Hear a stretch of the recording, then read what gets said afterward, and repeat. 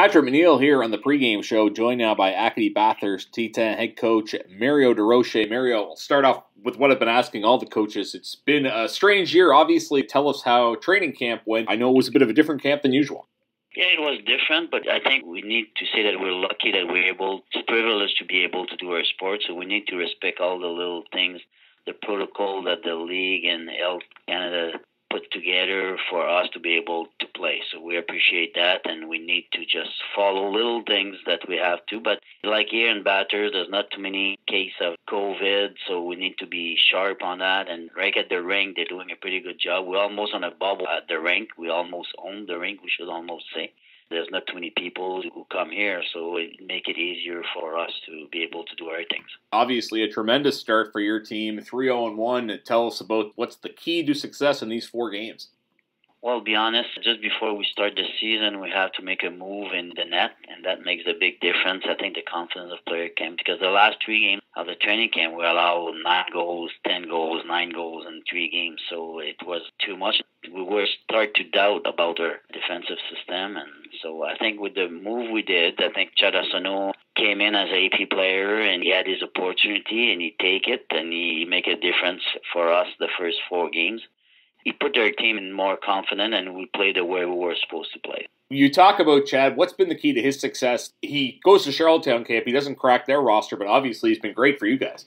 We were talking to PI, and they said he had a good training camp and things like that. We just give him the opportunity. That's about it, and he jump in. He take it. We have to be honest, but he's working hard. To be honest with you, he's not a tall goalie. He's a small goalie, but he's challenging the opponent. He wants to stop the puck all the time, so he was outstanding for us. This is a team that obviously had a rough 2 last seasons, but the positive there is that a lot of these guys have played together. How much has this group grown together coming into this season, and how important is that chemistry this year? 2 years ago, it was just after the Memorial Cup win, it was a different team. We made a lot of trade to see who was able to play in the queue. I think last year was year 1 of our rebuilding. And I think after Christmas, those guys were playing pretty good. I think they were confident. We played some good games against the Eagles, and it was one of the best teams in the league, and we were pretty young, and I think we won confidence last year after Christmas, playing some hard games. We were losing by 1 or in shootout or overtime and things like that, but at least we were create something, and I think guys understand that. When they left because of the COVID, when we meet the guys one by one, that's the first thing they were saying. We're just hoping to be ready as quick as possible for next year. We're going to have a good team. And so the confidence was there the way we were playing last year. So that confidence is there with that group. And then we had a few guys, and we're still waiting for Bernard and Brent, our 2 heroes. We're still a young squad. If you look at our defensemen, except Adam was a big add for our defensive squad. All our defensemen, most of them are 18 and get 1 or 2 year experience in the league. We're young, but we have experience. We're 217, 316 if I talk about Doucet, Hawkins, and Kidney.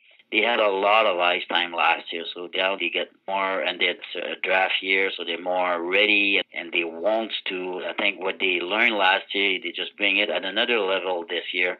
We bring Marcotti as another overage. So offensively, we got a good depth. If I look on my 4th line, I got the Dubé, Bastarache, who are 18, plus my 3 new kids who are doing pretty well. So I can put 4 lines on the ice, and that's what I like, the balance and the depth that we have. Even if we're still young, we still have some experience. I think we should be interesting to watch all season long. Looking ahead to tonight's game against Cape Breton, the team you did have some success against last year, obviously a different-looking Eagles team, but still some star power on Cape Breton. What do you see from tonight's game? We have a lot of respect for the Eagles. They were one of the best teams last year. They still have some guys who are there who know how to win. They got a really good transition, so we need to create some offense by putting the puck behind their defensemen as much as possible and be able to establish a forecheck.